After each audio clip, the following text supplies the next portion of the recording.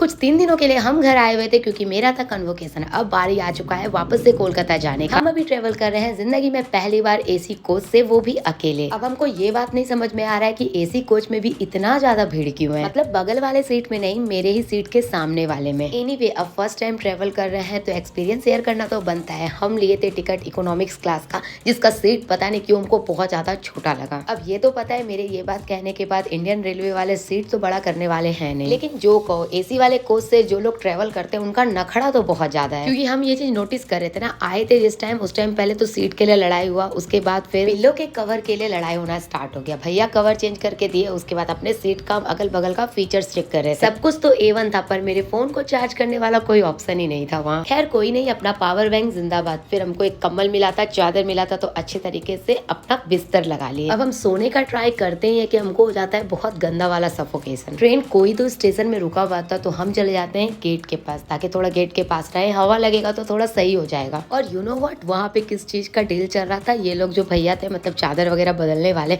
ये लोग ना वॉशरूम के पास सोए थे और अपना सीट को किसी को सेल कर दिए थे। और इनके इसी वजह से हम ज्यादा देर गेट पे रह नहीं पाए, क्योंकि गेट खोल के हमको रखने दे नहीं रहे थे, क्योंकि उन लोगों को सोना था। और इतने देर में मेरा थोड़ा सा ठीक भी लगने लगा, इसलिए हम चले गए, नहीं तो फिर थोड़ा देर और गेट खोल के रखते। कभी कभी ना सिचुएशन आपके हाथ में नहीं रहता, कभी भी कुछ भी हो सकता है। इस टाइम तक तो बहुत गंदा वाला हाल हो गया था, हम सांस मेरे से लिया ही नहीं जा रहा था। फिर भगवान का नाम लेके हम चले जाते हैं सोने के लिए। थोड़ा सा ठंडा भी लगने लगा था तो हम बेडशीट लेके आए थे, तो इसको ऊपर से और ओढ़ लेते हैं और फिर मस्त सो जाते हैं। लगभग 5:45 में हावड़ा पहुंचते हैं, तब सोचे कि चलो नीचे उतर के खिड़की के पास जाके बैठते हैं, क्योंकि आप लोगों को पता है कि खिड़की वाला सीट हमको कितना पसंद है। पर क्या होता है, देखो हमको बगल वाले सीट में जाके बैठे हुए एकदम छोटू से जगह पे, क्योंकि मेरे सीट के नीचे में जिनका सीट था वो अभी तक सो रखे थे। और देखो इतना प्यारा सा सनराइज हुआ, जो कि हम अच्छे से देख भी नहीं पा रहे थे, बट अब क्या ही कर सकते हैं। गलती मेरा है, अकेले ट्रेवल कर रहे थे तो सोचे अपर क्लास वाला सीट ले लेते हैं, बट जिसको अब खिड़की वाला पसंद है ना सीट, तो उसको कोई सीट पसंद नहीं आने वाला है। बट अब क्या ही कर सकते हैं, जो था यही था। एंड लास्टली बस 2 मिनट के लिए अपने शौक को पूरा करने के लिए हम आ गए थे खिड़की वाले सीट में बैठने के लिए।